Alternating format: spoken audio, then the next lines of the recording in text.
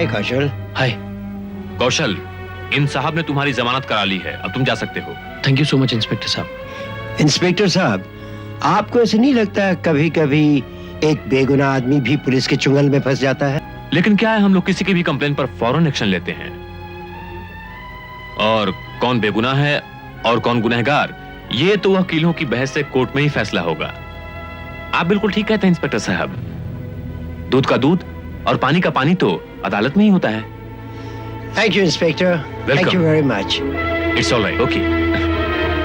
मैं तेरी जमानत के लिए कहां कहां नहीं मारा फिरा, अपने पुराने मालिकों के यहाँ भी गया था, वो भी घर पर नहीं मिले।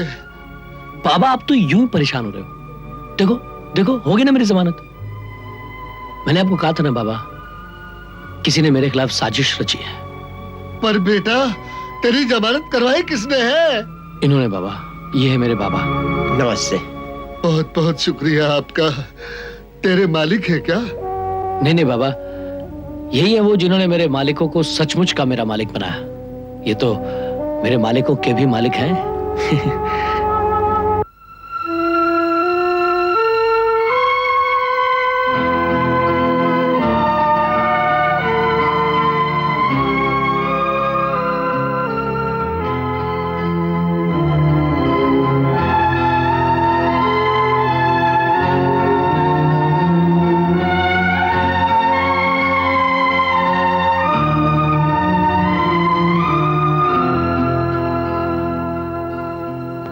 पापा, अरे आज जल्दी आ गए बेटा। पापा आपने अपने विल के मुताबिक अपनी सारी जायदाद मेरे और ज्योति के नाम कर दी। इसका पता मुझे आज चला पापा। आपको ऐसा करने की जरूरत क्या थी? इससे तो ज्योति का दिमाग और खराब हो जाएगा।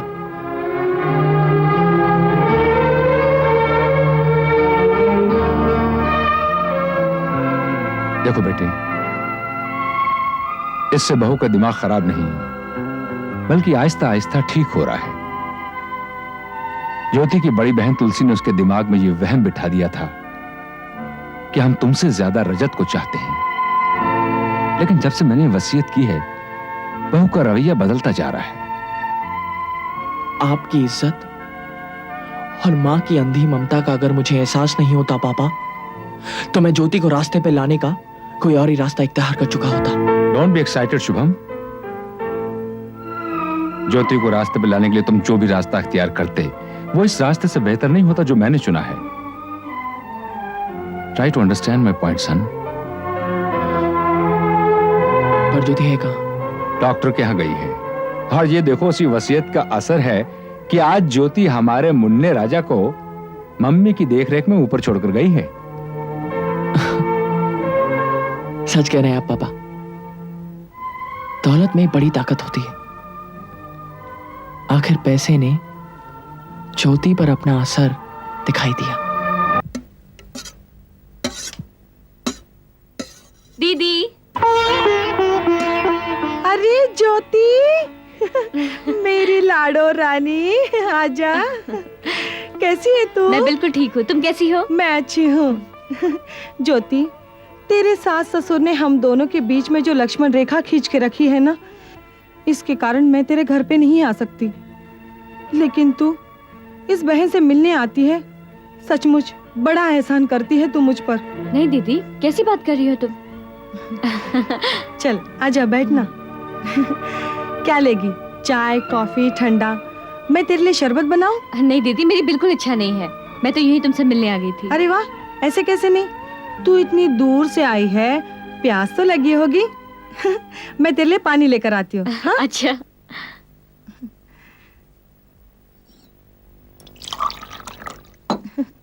अच्छा बता, क्या हाल है तेरे? मैं तो बिल्कुल ठीक हूँ, तुम्हारे हाल कैसे है ये बताओ?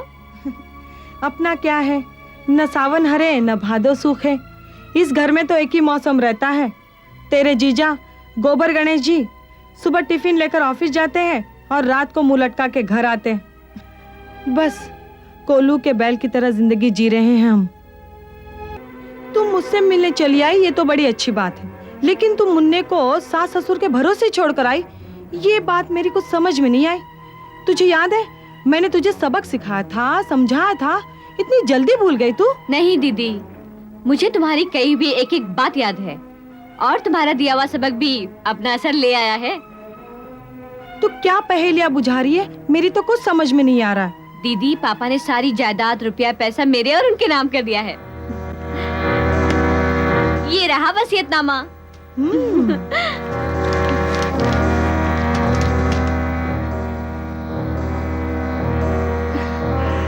अरे वाह वाह लाडो रानी, तूने तो सचमुच कमाल करके दिखाया है। मुझे तो यकीन ही नहीं हो रहा। मैंने जो तुझे पाठ पढ़ाया था, तू इतनी जल्दी पास हो गई।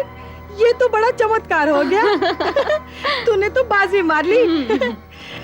खजाना तो तुझे मिला, लगता है पटरानी मैं बन गई। बस यही वक्त है तू अपने शुभम को साथ लेकर उस बुढ़ा बुड्ढी से अलग हो जा।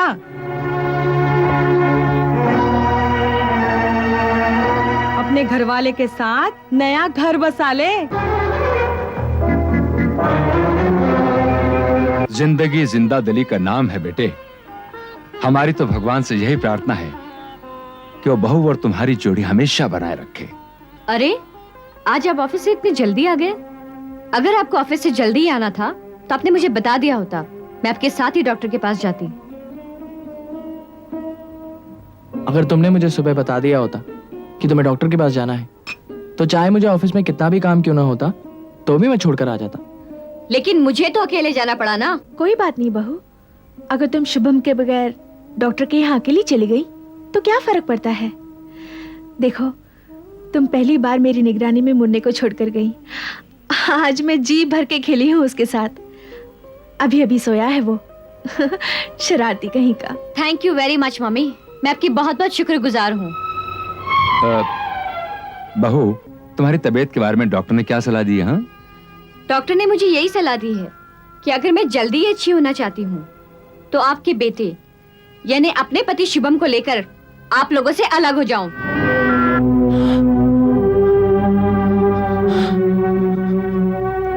और अपना ऐसा घर संसार बसाऊं जिस पर आपकी मम्मी की कोई निगरानी, कोई कैद, कोई पाबंदी ना हो।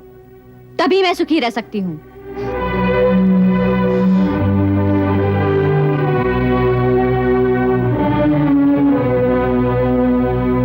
वसीयत अपने नाम होते ही ज्योति ने घर से अलग होने का ऐलान कर दिया। अमर साहब, मैंने आपसे कहा था ना, इस तरह आपकी बहू के हौसले और बुलंद हो जाएंगे। याद है कार्तिक, मुझे सब याद है। और तुम्हारी इस बात के जवाब में कहे मुझे अपने वो अल्फाज भी याद हैं कि ज्योति भले ही अपनी बहन के बहकावे में आकर ऐसा कहे, पर शुभम ऐसा करेगा नहीं। और अब भी मुझे पूरा यकीन है कि शुभम ऐसा गलत कदम कभी नहीं उठाएगा। मैं जानता हूं अमर साहब, मैं जानता हूं हमारा शुभम ऐसा नहीं है, वो ऐसा हरगिज नहीं करेगा। लेकिन हमारी बहू ने जो किया है उससे घर में तनाव तो फैल गया। एक बार फिर हम लोग परेशान तो हो गए। ये तनाव, ये परेशानी तो हमारा नसीब बन गई है कार्तिक। मुझे कतई गुमान नहीं था कि हमारी बहू इतनी पत्थर दिल हो जाएगी। मैं तो कहता हूं अब भी वक्त है, अपनी वसीयत बदल दीजिए और अपना सब कुछ आप किसी अनाथालय के नाम कर दीजिए। फिर देखिए आपकी बहू के होश कैसे ठिकाने आते हैं। नहीं कार्तिक, ऐसा करने से तो हालात और भी बिगड़ जाएंगे। हम न जीने के काबिल रहेंगे न मरने के। अब बहू ने हमें किस काबिल छोड़ा है? ठीक वही हालात तो हमारे अब भी हैं। कार्तिक, पहले तो हम सब अपनी तरफ से बहू को एक बार फिर समझाएं कि वो ऐसा ना करे। अगर वो फिर भी न माने तो हम शुभम को मजबूर कर दें कि वो ज्योति को लेकर हमसे अलग हो जाए।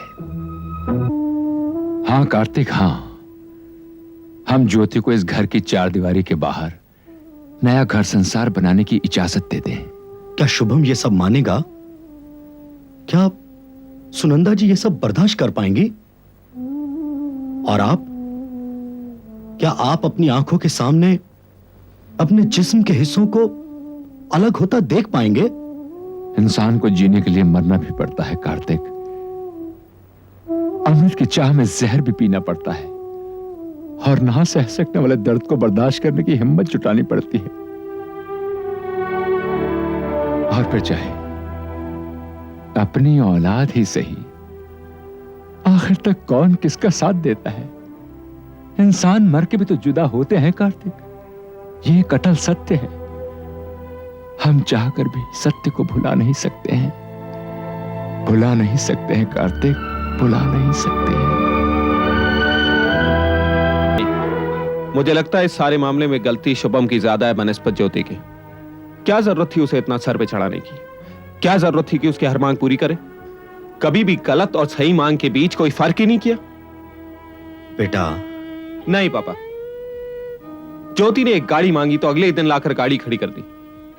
ज्योति ने एक बंगले की फरमाइश की तो अगले ही दिन जाकर सबब में एक प्लॉट खरीद लिया।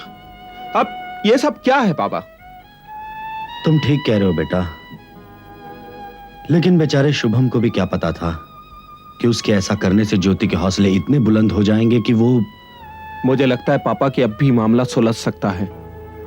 शुभम चाहे तो सब कुछ ठीक हो सकता है। पापा, पति है उसका, कोई गुलाम नहीं कि उसकी हर बात मानने पर मजबूर हो जाए। शुभम को ज्योति को प्यार से समझाना चाहिए, मनाना चाहिए। लेकिन अगर वो फिर भी ना माने तो पापा, ये तो दुनिया की रीत है। जब घी सीधी उंगली से नहीं निकलता तो फिर टेढ़ी उंगली का इस्तेमाल करना पड़ता है। नहीं बेटा, तुम्हारी बातों में जोश ज्यादा और होश कम है। गलत तरीकों का इस्तेमाल अनपढ़, जाहिल और गंवार लोग करते हैं। मैं समझता हूं इस समस्या का जो हल अमर साहब ने निकाला है वही ठीक है। यानी कि शुभम ज्योति की जिद के आगे झुककर मम्मी पापा से अलग हो जाए? तो क्या हुआ बेटा, औलाद का अपने माँ बाप से अलग हो जाना कोई नई बात तो नहीं। नहीं पापा, शुभम और मुन्ने के बिना तो मम्मी रो रो की जान दे देगी। बड़े पापा ने चाहे कोई फैसला किया हो, पर मुझे नहीं लगता है प्रैक्टिकली पॉसिबल है। नहीं रह पाएंगे वो, बिल्कुल नहीं रह पाएंगे।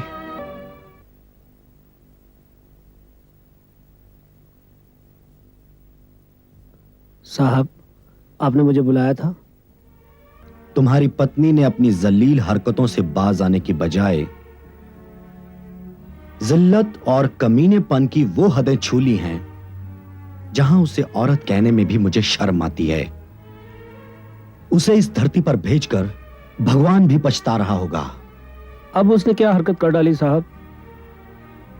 आज उसने अपनी बहन को यह पट्टी पढ़ाई है कि वो अपने पति को लेकर उसके मां बाप से अलग हो जाए। क्या वो कुलच्छनी फिर से नया खेल खेल रही है? बेड़ा गर्क हो उसका, बड़ी नीच औरत है वो। अपनी बहन का घर बर्बाद करके ही दम लेगी वो साहब। नहीं दुबे, नहीं, मैं अमर साहब का घर बर्बाद नहीं होने दूंगा। दुबे, तुम्हें याद है मैंने इस कांटे को निकालने का एक रास्ता तुम्हें बताया था? जी हाँ साहब।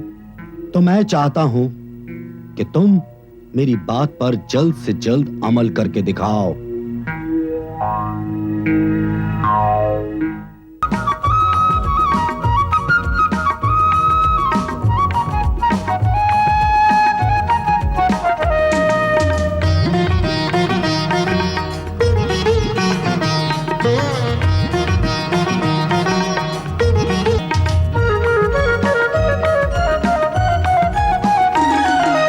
संसार संसार ये संसार चैन की बंसी कहीं बजाए, गम की छेड़े सितार। संसार संसार ये संसार